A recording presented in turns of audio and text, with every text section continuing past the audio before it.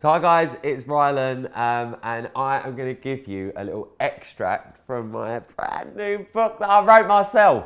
Yes, I wrote it myself. I don't know if you knew that, but I wrote it myself. So this is The Life of Rylan. It's available for pre-order now from all good retailers. And I'm going to give you a little extract because I thought, do you know what? I like you. So this is a little extract from chapter 3, which is entitled The Password is Watermelon. So now it's 2007. I'm 18 years old, single, working in a pub, and 3 guesses what I'm finally old enough to do. That's right, apply for Big Brother. My ultimate dream, and that's exactly what I did. I remember walking into the Excel Centre in London's Docklands and coming face to face with thousands of other hopefuls, all wanting to get into Britain's most famous house. I looked like a child compared to some of the other wannabes around me.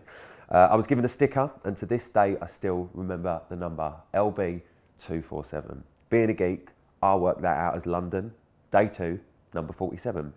That's a Cooper's Copen education right there. I was stood in a group of 10 people. The bloke auditioning us had a stamp with the Big Brother eye on it. He said that this was our chance to impress him and to move through to the following round.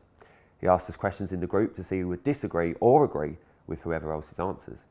I remember piping up about something or another, and then the next thing I knew, I'd got the Big Brother eye stamped right on my left hand. I felt like I'd won the lottery. The next stage was to go upstairs and fill out the application form. Now this was no ordinary form. This was the mother of all application forms. It was 50 pages, front and back. It took over 2 hours. Things like, can you draw where you see yourself in the next 6 months? Obviously I drew a picture of me winning Big Brother, Cooper's education, yet again. Once I completed it, I handed it in and they said they'd be in touch. A month later, the phone rang from a private number. I answered it. Hello Rylan, this is Big Brother. You're required to meet us on Tuesday morning at 9:30 AM at Oxford Street Station. Look for a man with a green umbrella. The password is watermelon. Then they hung up. Is this a wind up? Is someone taking the piss? Tuesday came and I got on the train. I headed to Oxford Street Station, 9:15 AM. There I am, doled up to the eyeballs, looking for some old big green umbrella. I felt like it was an MI5 mission. 9:35 AM. I still can't find him. Clearly shitting myself, thinking, is this a task? Have I missed my chance? That's when a guy walks up to me and casually says, hello Rylan, what's the password? Me being all savvy, thinking it's press, ignores him, but he's clearly not carrying some big old umbrella. I'm not having it. He asked me again. So what do I tell him? Fuck off, I don't know what you're going on about. I was getting annoyed now. As he walks off, looking a little bit confused, I see a little green umbrella dangling from his wrist, the sort you'd find in a pound shop, which wouldn't even cover your eyes if it was pissing down. I ran over to him, screaming at the top of my voice, watermelon, watermelon, and explained the confusion. We shared a little laugh, and he led me into the Cumberland Hotel in London. We walked down the stairs to the meeting rooms. The thought had passed my mind that he could be a murderer or a ginger hater, but I'd coloured my hair dark by this point, and he weren't going to do too much damage with the pound shop umbrella. So I riskily said to him, I went for it. I was taken into a room with 9 other applicants, given my sticker to put back on, and joined them.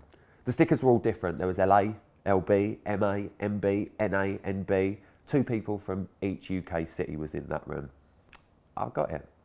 There was a long table with about 7 people. They introduced themselves, and as the producers pulled out a box, everyone looked stunned.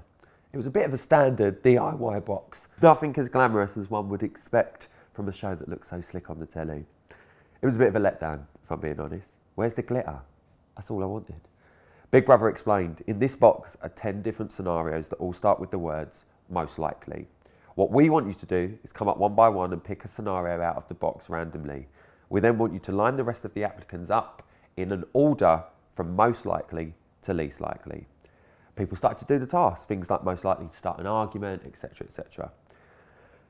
How it worked, in practice, was a person would go up and pick from the box, read the scenario, order the rest of us in a line, place themselves in the line, and then only then would the other applicants know what the scenario was.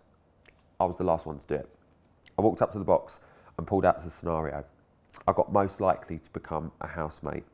It was easily the hardest one because this is the only scenario that everyone had travelled from all over the country to actually get. I was putting the hopefuls in order. I lined them all up and put myself right at the end, most likely. After my task, the scenario was read to the group. The girl at the other end looked at me like I'd robbed her newborn. The producer gave me a cheeky wink. I left there feeling good. You could have pissed on me even though I wasn't on fire, and I still wouldn't have given a fuck. shit on me, however, then we've got a problem, which one particular pigeon felt he had to do with me, right outside Oxford Street Station. Okay, so I was annoyed, but in all fairness, a bird shitting on you is supposed to be good luck, right? I needed a bit of luck, though what I didn't need was actual shit on my new black blazer. I was so embarrassed, people were looking at me and thinking, he's got shit on his blazer. Then something completely unconscious happened.